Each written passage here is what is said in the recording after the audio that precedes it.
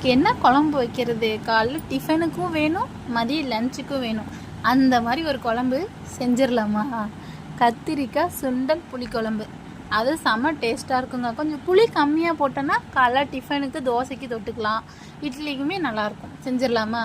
வானல் வச்சுக்கிறோம், எண்ணெய் ஊற்றுறோம், கடுகு போடுறோம், கருவேப்பிலை போட்டு 2 வணக்கிட்டு சின்ன வெங்காயத்தையும் போட்டு நல்லா வணக்கிடுறோங்க. தக்காளி 3 தக்காளி அரிஞ்சு வச்சு அதையும் நல்லா போட்டு வணக்கிட்டு, கத்திரிக்காய் எப்பயுமே அரிஞ்சதும் நம்ம புளி தண்ணியில் போட்டு வச்சா அது கலர் சேஞ்ச் ஆகுது. அந்த கத்திரிக்காயும் போட்டு நல்லா வணக்கிட்டு மஞ்சத்தூள் மிளகாத்தூள் உப்பு போட்டு நல்லா வணக்கிடுறோம். புளி தண்ணி ஊற்றி கொதிக்க விட்றோம். இது கொதிக்கிற கேப்பில் இதுக்கு தேங்காய் மசாலா நம்ம செய்ய போகிறோம். எப்படின்னா தேங்காய் துருவி வச்சு தேங்காய் போட்டுக்கிறோம், ஒரு கரண்டி சுண்டல் போட்டுக்கிறோம், ஒரு பழுத்த தக்காளி போட்டு மிக்ஸி ஜாரில் நைஸாக அரைச்சி வச்சுக்கிறோங்க.